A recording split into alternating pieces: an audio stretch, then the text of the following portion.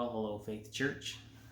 And finishing off the devotions for this week, we're finishing off a very significant section of the Bible.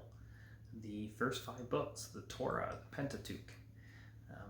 These are the most significant, most important books to the Jewish people.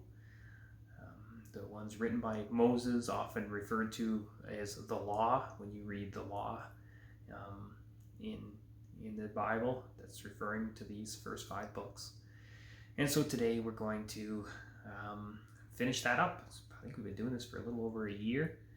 And so we're going to be moving on to what they call the history books, starting with Joshua and going on from there. Lots of interesting stories in that. We're also going to be saying goodbye to one of the very significant people in the Bible, Moses. And so the end of Deuteronomy, the last book in the Torah, has Moses just gives this final blessing to each of the tribes and kind of a special blessing on each one of them, kind of like the patriarch, the father of any one of those families, like an Abraham or an Isaac, did to his kids. If you remember any of those times we read that. Kind of like Moses is doing that for the children of Israel. And just to kind of summarize it, give you a flavor, this is the end of that blessing. He says, "Happy are you, O Israel, who is like you, a people saved by the Lord."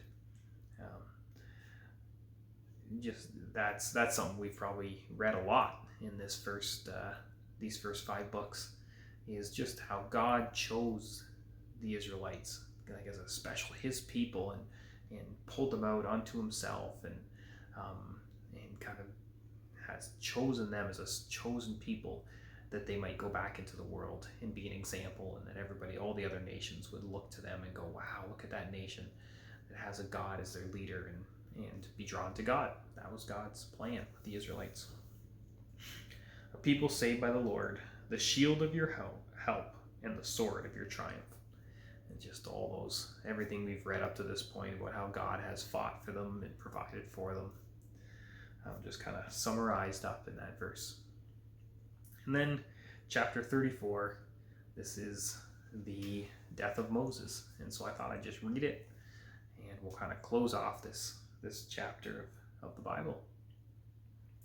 Then Moses went up from the plains of Moab to Mount Nebo, to the top of Pisgah, which is opposite Jericho. And the Lord showed him all the land, Gilead as far as Dan, all of Naphtali and the land of Ephraim and Manasseh, all the land of Judah as far as the western sea, the Negeb, the plain, that is the valley of Jericho, the city of palm trees as far as Zor. And the Lord said to him, "This is the land which I swore to Abraham, to Isaac, and to Jacob. I will give it to your offspring. I have let you see it with your eyes, but you shall not go over there." Just a reminder here, we see again God confirming that he has kept his promise, kept his covenant promise to Abraham, Isaac, and Jacob, and given these chosen people the promised land. But he's also referring to Moses doesn't get to go in because Moses disobeyed.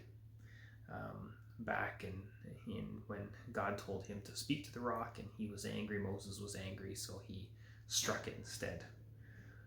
And for that reason, he doesn't get to go into the land himself, but God's going to let him see it.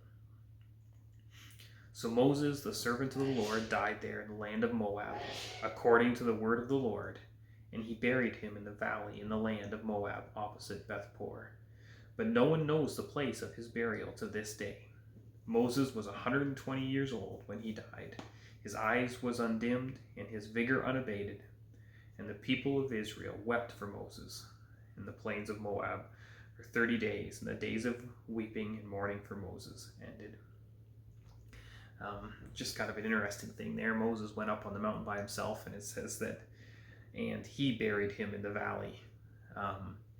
And so, kind of, from what we can kind of see, if you go and read the book of Jude, just before Revelation, second last book of the Bible, you'll see there it talks about Michael the archangel kind of having to contend for Moses' body against Satan.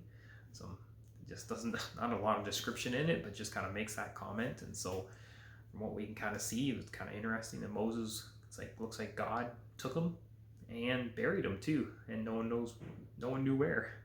And so it's kind of I don't know, just kind of neat.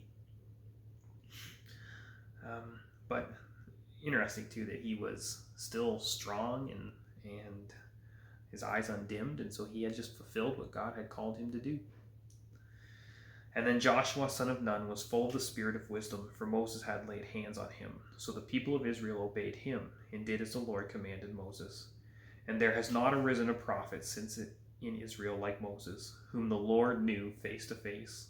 None like him for all the signs and the wonders that the Lord sent him to do in the land of Egypt, to Pharaoh and to all his servants and to all his land, and all the mighty power and all the great deeds of terror that Moses did in the sight of all Israel. That's it. And so for us, as we kind of think about what we've read up to this point and Moses and his life, it's a challenge and an inspiration to us. Moses, who was willing to serve God faithfully through his whole life and saw God do amazing, incredible things through him. And I look forward to seeing Moses someday. But also a warning, even Moses, the man who saw God face to face, there was consequences for his actions and his disobedience. And so we remember that as well. We look to, as Paul said, fight the good fight, run the race of faith, and someday hear that line, well done, good and faithful servant, and see Moses again someday.